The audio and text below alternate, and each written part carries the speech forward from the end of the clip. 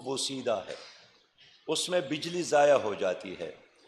اور جتنی بجلی ضائع ہو جاتی ہے تو بجائے اس کے کہ یہ آئی پی پیز اس کا بوجھ اٹھا لے یا سرکار اس کا بوجھ اٹھا لے،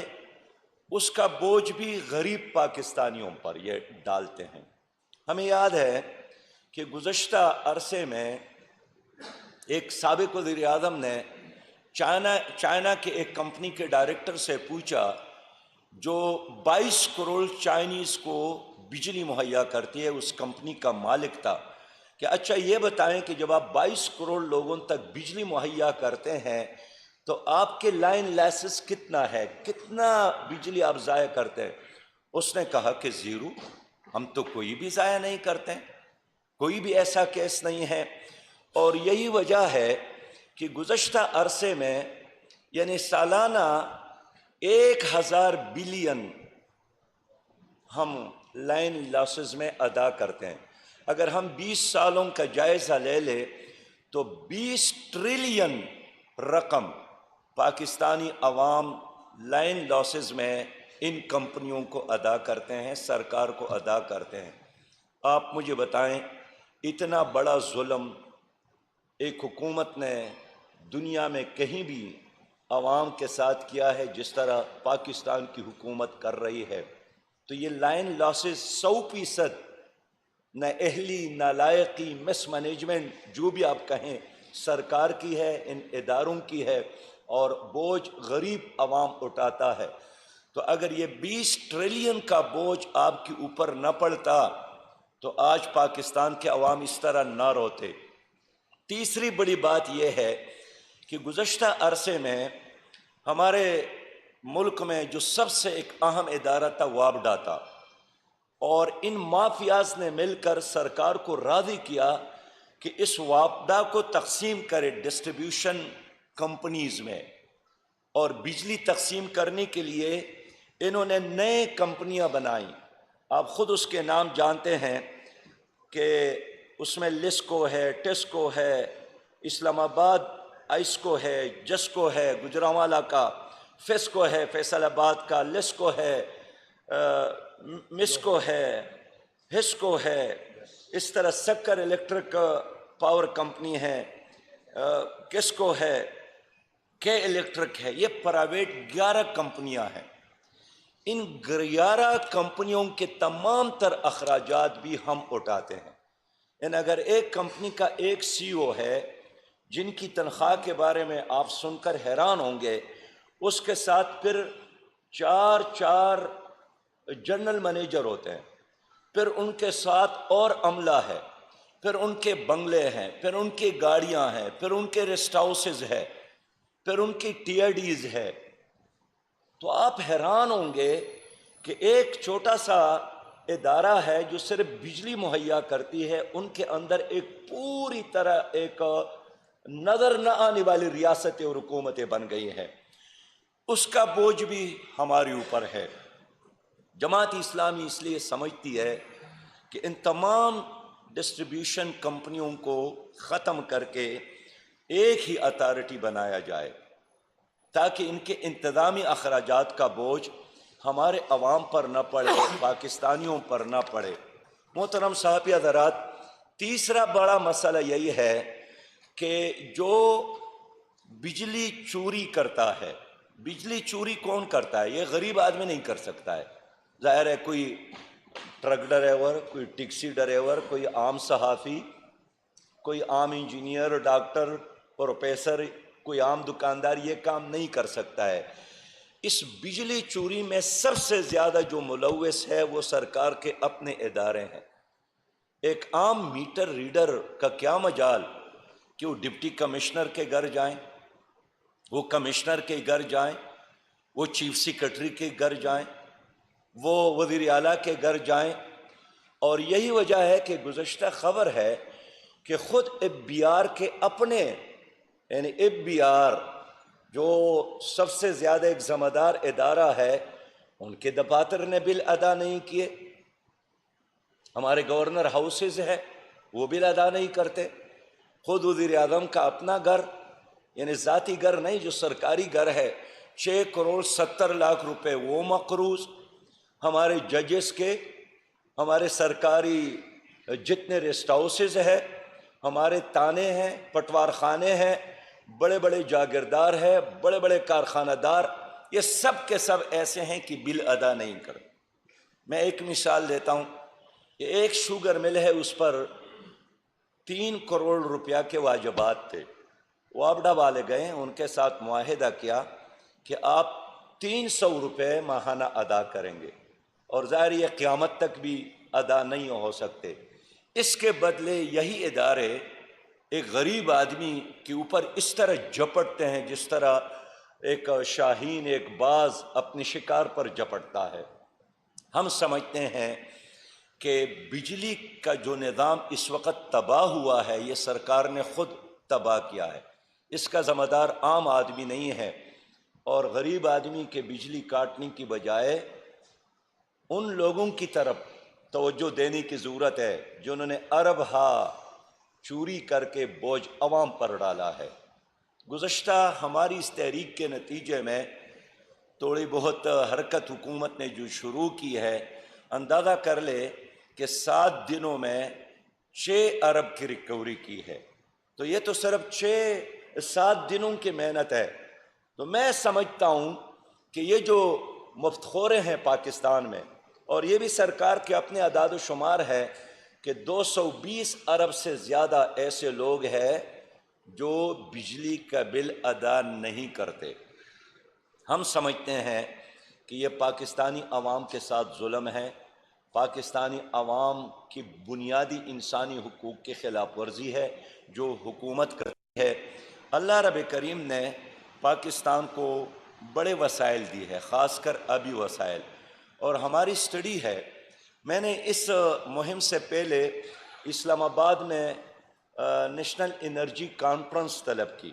اور اس میں ملک بھر اور باہر کے لوگوں کے بڑے دانا بینا اور اس نظام کو جاننے اور سمجھنے والے لوگ شریک ہو گئے۔ ان سب نے ہمیں یہی بات بتائی، اور سب نے کا اس پر کنسنسس تھا کہ آئی پی پیز کے ساتھ جو معاہدے کیے گئے ہیں یہ پاکستانی عوام کے حق میں نہیں ہے، یہ کچھ مافیاز کے حق میں ہے۔ پاکستان کے ساتھ اس کے متبادل ذرائع موجود ہے، مثلا یہاں کوئلہ موجود ہے، اور 300 سالوں کے لیے پاکستان کے ساتھ جو کوئلہ ہے یہ ہمارے لیے کافی ہے، لیکن پاکستان کی حکومت ان ممالک سے کوئلہ درآمد کرتی ہے جو ڈالرز میں خریدتی ہے۔ اور عجیب بات یہ ہے، میں خود اس پر حیران ہوں کہ ادھر ساہیوال میں ایک کوئلہ سے ایک پروجیکٹ انہوں نے بنایا ہے۔ اب باہر کی دنیا سے کوئلہ پہلے کراچی، پھر کراچی میں ان کو ٹرین کے ڈبوں میں ڈال کر ساہیوال تک پہنچاتی ہے حکومت۔ اب اس پر جو خرچ آتا ہے ٹرانسپورٹیشن پر، اور کوئلے کا وہ چھوٹا سا ٹکڑا وہ سونے کے باؤ ہماری قوم کو پڑتا ہے۔ تو آپ مجھے بتائیں، کیا یہ عقل کا تقاضا ہے کہ آپ باہر کے کوئلے کے لیے ایک پروجیکٹ بناتے ہیں اور اس کو کراچی اور حیدرآباد یا کسی قریبی جگہ پہ بنانے کی بجائے اس کو ساہیوال میں بنا لے؟ ہم نے جب اس پہ تحقیق کی تو پتہ چلا کہ یہ بھی کچھ لوگوں کی ذاتی مفادات کے خاطر اور ان کی ذاتی انٹرسٹ کے خاطر انہوں نے وہاں بنانے کی بجائے یہاں بنا لی۔ میں یہ کہنا چاہتا تھا کہ یہ ایک مسئلہ نہیں ہے، سارے پروجیکٹ جو انہوں نے بنائے ہیں ان کے پیچھے عوام یا پاکستان کے مفادات کی بجائے بالکل ذاتی مفادات ہے۔ ہمارے ساتھ جو ہائیڈل موجود ہے، ہائیڈل پاور اس وقت موجود ہے، پانی سے بجلی بنانے کی صلاحیت موجود ہے، سب ماہرین کا اس پر کنسنسس تھا کہ 1 لاکھ میگا واٹ سے زیادہ بجلی ہم بنا سکتے ہیں، اور سستی بجلی، کہ اگر حکومت کے اخراجات سب کچھ ملا کر ان کے سروے کے مطابق اور ان کے اسٹیمیٹ کے مطابق یہ 6 روپیہ فی یونٹ بجلی بن سکتی ہے، لیکن حکومت نے گزشتہ عرصے میں نہیں بنائی۔ حال یہ ہے کہ پاکستان کو اللہ تعالیٰ نے اس طرح مہل وقوع دی ہے کہ اگر آپ لوگوں کو ٹربائن بھی دے دے تو ٹربائن ایک نہر پر لگا کر آپ گھر کا اور پورے بستی کی بجلی بنا سکتے ہیں۔ اور ہمارے بہت سارے علاقوں میں یہ بجلی بنتی بھی ہے، کاش ہماری حکومت اس کے حوصلہ افزائی کرتے۔ میں یہ عرض کرنا چاہتا ہوں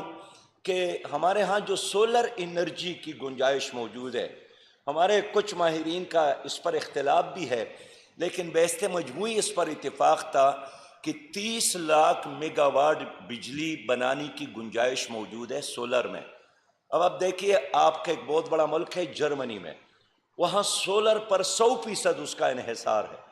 لیکن وہاں کے بنسبت یہاں کے جو سورج کی شعاعیں اور ان کی حرارت، ان کی پاور ہے، ڈبل ہے۔ تو یہاں 30 لاکھ میگا واٹ بجلی ہم بنا سکتے ہیں، لیکن نہیں بناتی حکومت، اس لیے کہ اس طرف جانے سے بہت سارے لوگوں کے مفادات پر زر پڑتا ہے۔ اب ایک اور ظلم کی طرف میں توجہ دلاتا ہوں کہ جن لوگوں نے سولر سسٹم لگایا ہے اور وہ اپنے گھر کی ضروریات سے زیادہ بجلی پیدا کرتا ہے، تو پھر وہ حکومت کو فروخت کرتا ہے، اور حکومت اس کو نیشنل گریڈ میں ڈال کر واپس اپنے شہریوں کو بیچتی ہے۔ اب سولر سے جو بجلی بنتی ہے ایک پرسنل کیپیسٹی میں، اور حکومت لیتی ہے وہ 16 روپے فی یونٹ ہے، لیکن وہی بجلی جب حکومت نیشنل گریڈ میں ڈال کر دوبارہ اسی آدمی کو فروخت کرتی ہے یا باقی شہریوں کو فروخت کرتی ہے، تو پھر اس کو 56 روپے فی یونٹ فروخت کرتی ہے۔ یعنی لینے کے اور پیمانے اور دینے کے اور پیمانے، تو دو ہاتھوں سے یہ حکومت عوام کو نہیں لوٹتی ہے، ہر طرف سے لوٹنے کی کوشش کرتی ہے۔ اس لیے ہم سمجھتے ہیں کہ یہ عوام کے ساتھ بہت بڑی زیادتی ہے۔ حال یہ ہے کہ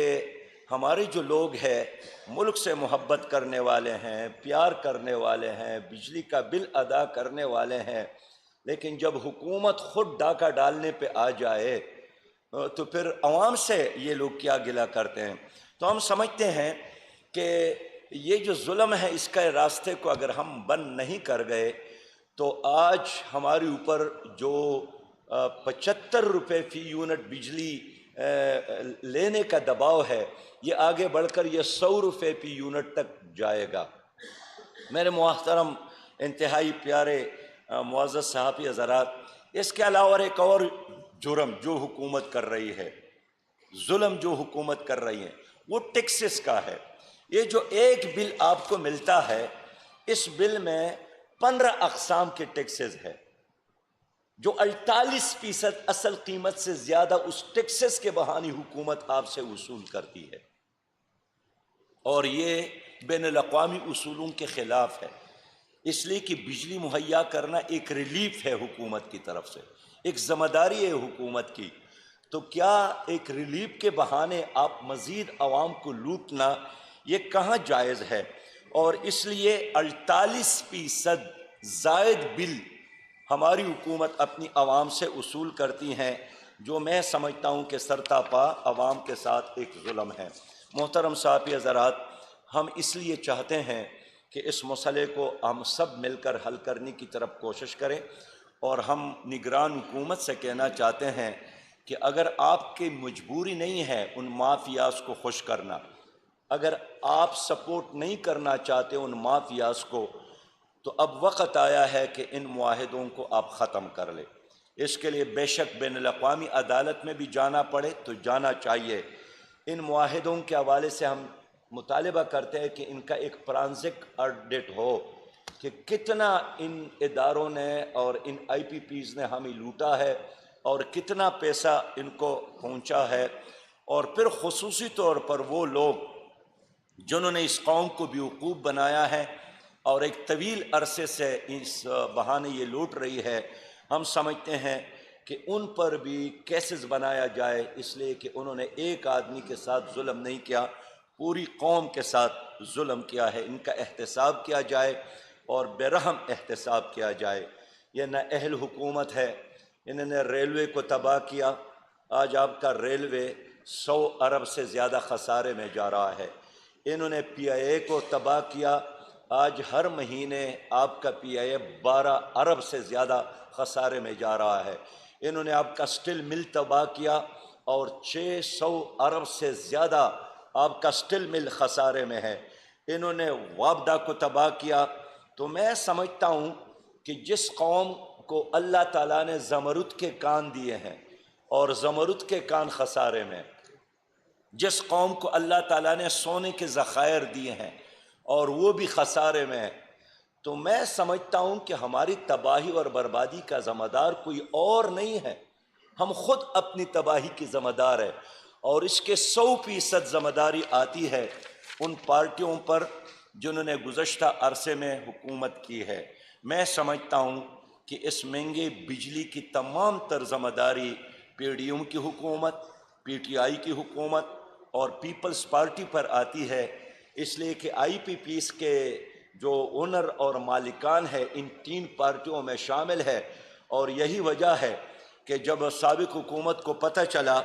کہ یہ اتنا لوٹ مار جاری ہے لیکن کون کر رہا ہے، جب اس کا پتہ چلا تو پھر انہوں نے خاموشی اختیار کی، اور آج تک وہ معاہدے جو آئی پی پیس کے ساتھ کیے گئے ہیں وہ بند درازوں میں پڑی ہیں۔ جماعت اسلامی نے سپریم کورٹ جانے کا بھی فیصلہ کیا ہے، ہم ایک پورا کیس تیار کر رہے ہیں انشاءاللہ تعالی، ہم سپریم کورٹ جا رہے ہیں، اور آج ہم ایک وائٹ پیپر بھی شائع کر رہے ہیں جو ہم آپ کے ہاتھوں میں دینا چاہتے ہیں تاکہ خود اس کو پڑھیں، اور آپ صحافی بھائی بھی متاثرین میں سے ہیں کہ نہیں ہیں متاثرین، آپ سب رونے والوں میں سے ہیں، آپ سب اس قوم میں سے ہیں۔ اس لیے میں سمجھتا ہوں کہ ہم چوک اور چوراہوں میں، دھرنوں کی صورت میں، احتجاجی ریلیز کی صورت میں بھی اس ظلم کے خلاف یہ احتجاج جاری رکھیں گے، عدالتوں کا بھی ہم سہارا لیں گے، اور میں چیف جسٹس فائز عیسیٰ صاحب سے بھی ریکویسٹ کروں گا کہ جن سے پوری قوم کی بڑی توقعات ہے اور ابتدائی اقدامات انہوں نے بہت اچھے لینا شروع کیے ہیں، کہ اس مسئلے کو بھی ایڈریس کر لے اور سو موٹو ایکشن لے کر ان تمام آئی پی پیس والوں کو بھی بلا لے، سرکار کو بھی بلا لے، اور عوامی نمائندوں کو بھی بلا لے، ہم متاثرین کو بھی بلا لے، اور اگر انہوں نے اس قوم کو انصاف مہیا کیا تو میں سمجھتا ہوں کہ یہ تاریخ کا بہت بڑا کارنامہ ہوگا۔ وآخر دعوانا الحمدللہ رب العالمین۔ سوالات سے پہلے میں محترم امیر جماعت سے گزارش کروں گا، یہاں ہمارے دوست موجود ہیں، ڈپٹی بیورو چیف سچ نیوز جناب رانا کامران صاحب، ان کے والد صاحب کا انتقال ہوا، اسی طرح سینئر صحافی جواد فیضی صاحب جو ہیں ان کی والدہ کا انتقال ہوا، ہمارے دوست حسان صاحب جو پنجاب پریس گیلری کے سیکرٹری ہیں ان کے والد صاحب کا انتقال ہوا، ہمارے سٹی 42 کے لیڈ رپورٹر حسن علی صاحب کی کچھ دامن کا کل انتقال ہوا۔ میں ان لمحات میں وہاں موجود رہا کیونکہ امیر جماعت محترم پورے پاکستان میں آپ کے سامنے تحریک جاری ہے، اسی طرح سیکرٹری جنرل صاحب امیر العظیم صاحب بھی مصروفیت کے حوالے سے ظاہر ہے وہاں ہم حاضر نہیں ہو پائے، تو میں درخواست کروں گا کہ ان کے لیے ایک اجتماعی دعا کروا دی جائے اور اس کے بعد سوالات ہم لیں۔ اللہم صلی علی سیدنا و مولانا محمد وعلی آل سیدنا بارک وسلم۔ یا اللہ، ہمارے جن بھائیوں کے والدین فوت ہو گئے، رشتہ دار فوت ہو گئے، ان سب کی مغفرت فرما، ان سب کو جنت الفردوس عطا فرما۔ اللہ تعالیٰ ان سب کے لیے جنت کے دروازے کھول دے، قبر کو جنت کا باغیچہ بنا دے، ان کی دعائیں اولاد کے حق میں قبول فرمائے، اولاد کو ان کے لیے صدقہ جاریہ بنا دے۔ اللہم من احییتہ منا فاحیہ علی الاسلام ومن توفیتہ منا فتوفہ علی الایمان۔ رب اغفر ورحم وانت خیر الراحمین، انا للہ و انا الیہ راجعون۔ جی تو سوال ہے تو شبیر صاحب، اذان بھی مکمل ہو جائے اس کے بعد آپ سوال کریں۔ چیز رہ گئے تو پھر آپ دیر کیجیے، میں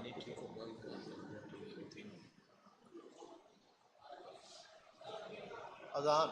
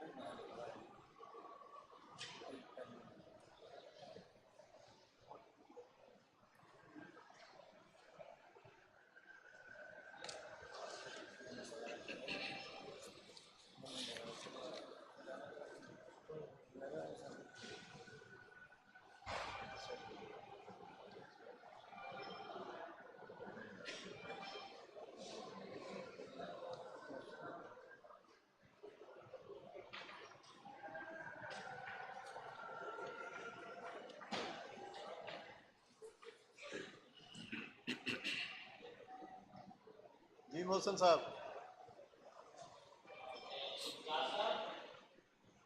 آج کل پنجاب میں اشوک کشمیر کی بیماری وائرس پیدا ہوا تو ہمارے مین چیف منسٹر صاحب نے دوسری جانب پر لائیو ٹرانسمیشن شروع کر دی ہے. تو کیا آپ بھی سمجھتے کہ وہاں بھی تھوڑا سا اشوک کشمیر والا وائرس ہی ہے کہ جن کیسز میں 100 فوٹو لینا چاہیے جس طرح کی آئی والا معاملہ ہے وہ نظر نہیں آتے اور تو کوئی سیاسی معاملات والے نظر آ جاتے ہیں. تو یہ جو اشوک چشم کا وائرس ہماری عدالتوں پر اور عدلیہ پر ہے اس کے لیے کون سا آپ نسخہ تجویز کریں گے؟ محسن بھائی آپ کی بات سے اتفاق ہے. اس وقت پوری حکومت کو اشوبی چشم ہو گیا ہے اور ایک اندھا بہرا گونگا نظام ہے اور ایک آفت اور مصیبت آنے کے بعد یہ سوچتے ہیں. لیکن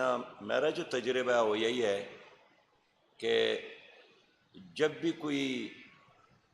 دوائی کا بحران، آٹے کا بحران، پٹرول کا بحران، ڈیزل کا بحران، چینی کا بحران آتا ہے، بعد میں پتہ چلتا ہے کہ اس میں بھی کوئی نہ کوئی مافیاز ہی انوالو ہوتا ہے. یہ اچانک نہیں ہوتا ہے، یہ حادثے نہیں ہے، یہ پری پلان ہوتا ہے. اور یہی وجہ ہے کہ ماضی میں بھی جب یہاں بجلی کی یا دوائی کی قیمتوں میں بے انتہا اضافہ اور حتیٰ آپ نے دیکھا ہوگا کہ پیناڈول کی گولی بھی ناپید ہو گئی تو بعد میں پتہ چلا کہ وزیر صحت ہی اس میں انوالو تھے. تو یقینی طور پر جو اشوب چشم کی بیماری ہے میں سمجھتا ہوں حکومت کو پہلی اس کا تدارک کرنا چاہیے تھا، دوائی کی اویلیبلٹی ہونی چاہیے. اور یہ بہت بڑا کویسچن ہے کہ جو دوائی ہے انجیکشن ہے اس پر بھی آبجیکشن ہے. تو اگر دوائی مشکوک بن جائے تو اس سے ہر بیمار ایک ذہنی ٹینشن میں مبتلا ہوتا ہے. مثلا کل ایک آدمی آیا وہ یہی سوچتا تھا کہ اگر مجھے اشوبی چشم ہو گیا تو نہ میں دوائی لے سکتا ہوں اس لیے کہ وہ مشکوک بن گئی اور نہ صبر کر سکتا ہوں اس لیے کہ علاج تو ایک سنت ہے. تو اس طرح حکومت کی نااہلی نے پوری قوم کو ایک ٹینشن میں مبتلا کیا ہے.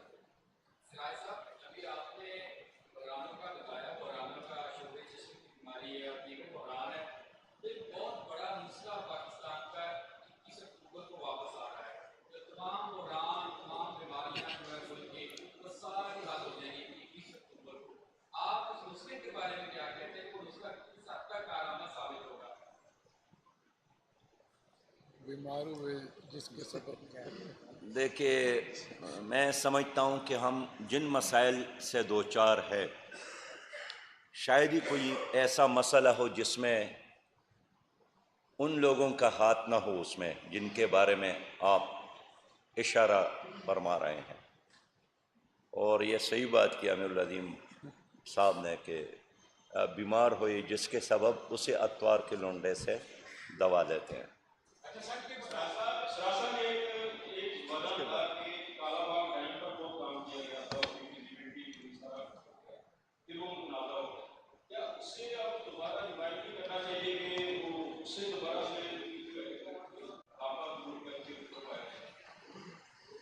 بھائی بڑا عرصہ گزر گیا ہے اس سوال کرنے میں اور اس کے جواب دینے میں، لیکن میں پھر کہوں گا کہ جن چیزوں پر قومی اتفاق رائے ہیں جس طرح باشا ڈیم ہے تو وہ بنایا جائے. اس پر بھی ارب ہا خرچ ہو گئے اور ہنوز وہ ایک نامکمل منصوبہ ہے اور اس پر بھی مسلسل اخراجات آتے ہیں. ایسا نہیں ہے کہ وہ اپنی جگہ پر موجود ہے اور کوئی خرچ نہیں آتا ہے. اور بہت سارے چھوٹے بڑے ڈیمز کی فیزیبلٹی لیکن حکومت اس طرف نہیں بڑھ رہی ہے.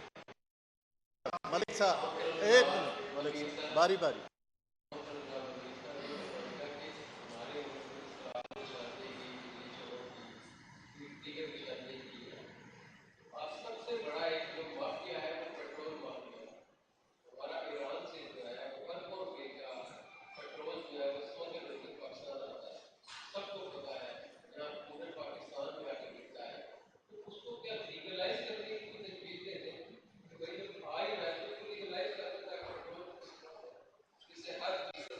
ملک صاحب گزشتہ دنوں یہاں ایران کے سفیر آئے تھے انہوں نے یہی بات کی کہ جب ہم آپ کو سستا تیل دینے کے لیے تیار ہے اور سستا گیس دینے کے لیے تیار ہے اور ہم نے پائپ لائن اپنے بارڈر تک پہنچایا ہے اور ہم یہی چاہتے تھے کہ ادھر بھی پائپ لائن بچھانے کے لیے ہمیں اجازت دی جائے، تو آپ کی حکومت کہتی ہے کہ ہم پر دباؤ ہے، ہم یہ نہیں کر سکتے۔ تو جو دباؤ ڈالنا چاہتے ہیں یا تو وہ سستا تیل دے دے، اگر وہ سستا تیل نہیں دیتے ہیں تو پھر جو سستا تیل دینے کے لیے تیار ہے ان کے ساتھ معاہدہ کیا جائے۔ تو ہم تو یہی چاہتے ہیں کہ ہمارے پڑوس میں اگر سستا تیل اور سستا گیس موجود ہے تو ہمیں اس موقع سے فائدہ اٹھانے کی ضرورت ہے۔ آپ کی بات بالکل صحیح ہے کہ بلوچستان میں تیل سستا ہے جو اسمگلنگ کے ذریعے اندر آتا ہے اور اس کی اجازت کے بغیر نہیں ہوتی ہے، اور جو لوگ اسمگلنگ کی اجازت دیتے ہیں وہ بھی کروڑہا اور اربہا اس میں کماتے ہیں، لیکن یہ بھی ایک زبردست کاروبار ہے جس سے قوم کو فائدہ نہیں ہے، کچھ لوگوں کو فائدہ ہے۔ تو ایک المیہ ہے کہ ایران کی حکومت ہمیں گیس اور سستا بجلی اور سستا وہ تیل دینے کے لیے تیار ہے اور حکومت ہے کہ لینے کے لیے تیار نہیں ہے۔ اس سے بدترین غلامی اور بے بسی اور کیا ہو سکتے ہیں جو اس وقت ہمارے ملک کو درپیش ہے۔ لودھی صاحب میری محترم ہمیں یہ بتائیے گا، ابھی 2 دن پہلے آپ نے احتجاج کیا بجلی کے بلوں کے خلاف، ٹول کے خلاف، اور سیکنڈ گورنمنٹ کے جو ادارے ہیں، متعدد ادارے ہیں وہ نیسکو میں موجود ہیں جس میں کافی ادارے ہیں، تو اگر یہ گورنمنٹ کے ادارے نیسکو کو بل نہیں دیں گے تو پھر یہ اس کا برڈن ہمارے اوپر پڑتا ہے، اس پر آپ کہیں گے؟ ہمارے ساتھ ہمارے اس شعبے کا ماہر بیٹھے ہیں، میں چاہتا ہوں کہ چلے یہ جواب وہ ہی دے دے۔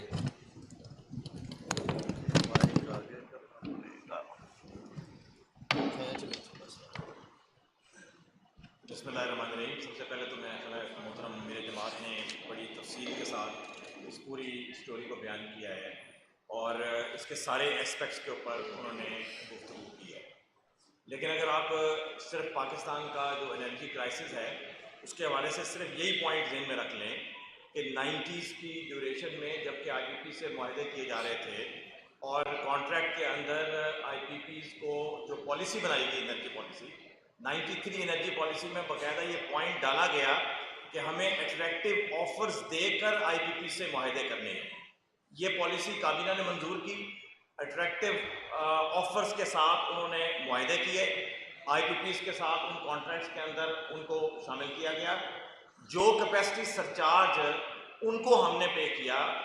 اسی کیپیسٹی سرچارج سے ہم اپنے پلانٹ لگا سکتے تھے۔ وہ پلانٹ ہمارے پلانٹ ہوتے یعنی وابڈا ان کو اون کر رہا ہوتا، وابڈا کے اپنے تھرمل پلانٹس اس وقت 35% انرجی پاکستان کو دے رہے تھے۔ اگر ہم نے یہ پوری آئی پی پیز کی جو ایکسرسائز کی ہے وہ اپنے پلانٹ پر انویسٹ کی ہوتی تو آج وہ ساری کی ساری سستی بجلی وہ ہم دینے کی پوزیشن میں ہوتے، وہ پلانٹ بھی ہمارے ہوتے اور ہم سستی بجلی بھی دے رہے ہوتے۔ تو ڈیفینیٹلی ایک بہت بڑا کرائسس جو پاکستان کے اندر کریٹ ہوا ہے وہ اس 90s کی پالیسی کا نتیجہ تھا، اور اس میں حکومت کا یقیناً ان کی بدنیتی اس کے اندر شامل تھی۔ یہ جو پالیسی بنائی گئی اس پالیسی بذات خود ریفلیکٹ کر رہی ہے کہ اس میں بدنیتی گورنمنٹ کی شامل تھی۔ جی لودھی صاحب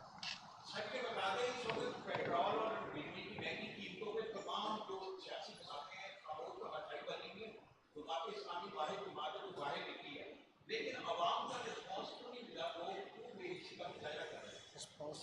ہیں۔ ان جماعتوں کو تو خاموش رہنا ہی چاہیے، اس لیے کہ اس ملک کو یہاں تک پہنچانے میں انہی کا ہاتھ ہے،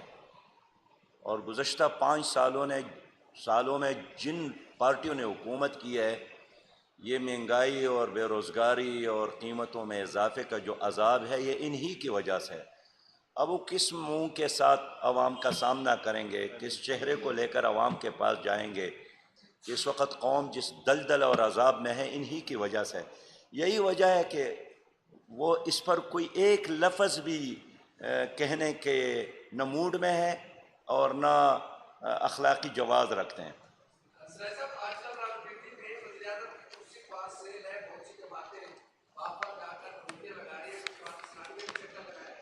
کہاں کی لے؟ وزیر اعظم کی کرسی کہہ رہے ہیں برائے سیل ہے پنڈی میں، ہاں ہاں، تو آپ نے بھی کوئی وہاں چکر لگایا؟ میں نے چکر نہیں لگا، جی ہم جائیں گے، دونوں جائیں گے۔ میاں شعیب صاحب اب اس کے بعد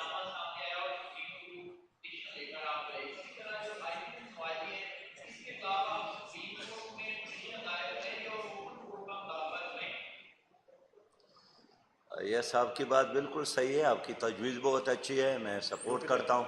ہم نے ویسے سپریم کورٹ کے وکلاء کے ساتھ بات کی ہے، وہ ایک کیس فائل کر رہے ہیں اور ابتدائی ساری معلومات ہم نے جمع کی ہے، تو امید ہے 5-6 دنوں میں انشاءاللہ تعالی ہم سپریم کورٹ میں ہوں گے. جی بلوچ صاحب.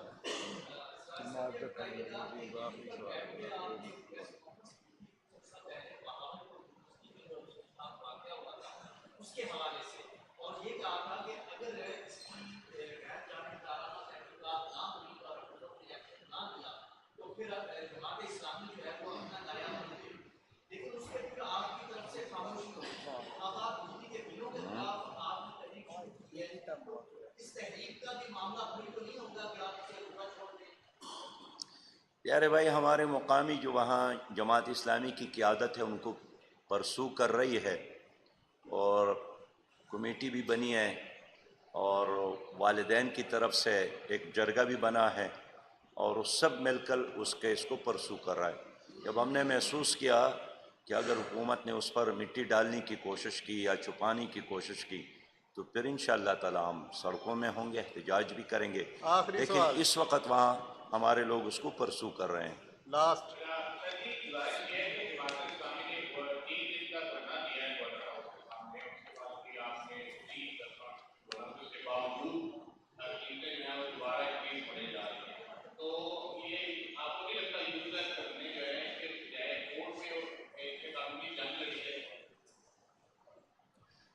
دیکھیے،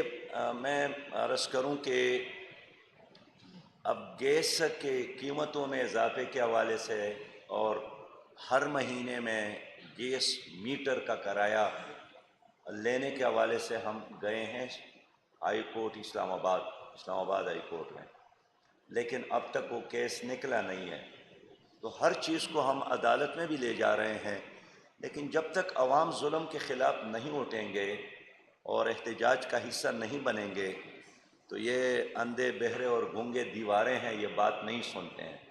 اس لیے گریبان میں ہاتھ ڈالنا پڑے گا تو پھر حق ملے گا. صاحب یہ ایک بہت بڑا قومی ایشو ہے کیونکہ آپ نے کہا کہ پاکستان کو اللہ تعالیٰ نے وسائل سے مالا مال کیا لیکن قدر نہیں کی جاتی ان وسائل کی. تو اللہ تعالیٰ نے اس قوم کو ایک بڑا عظیم فکر کا عطا دی ہے، انہیں اڈیالہ لایا گیا. تو کیا اب آپ کوئی سیاسی جگہ اس طرح کا کوئی عملی کام کریں گے ان سے ملیں گے کہ یہ گھر بیٹھ جائے اور سیاسی لوگ فیصلہ کر لیں اور اس رہنما کی قدر کریں گے کہ اس بارے میں سمجھ؟ دیکھیے، اب تک تو ہمارا کام یہی ہے، ظلم کے خلاف احتجاج، مہنگائی کے خلاف احتجاج، بدامنی کے خلاف، بے روزگاری کے خلاف، اور عام آدمی کا مسئلہ میرا مسئلہ ہے. رہی گئی بات شہزادوں کا تو اس پہ بعد میں بات کریں گے. بہت شکریہ.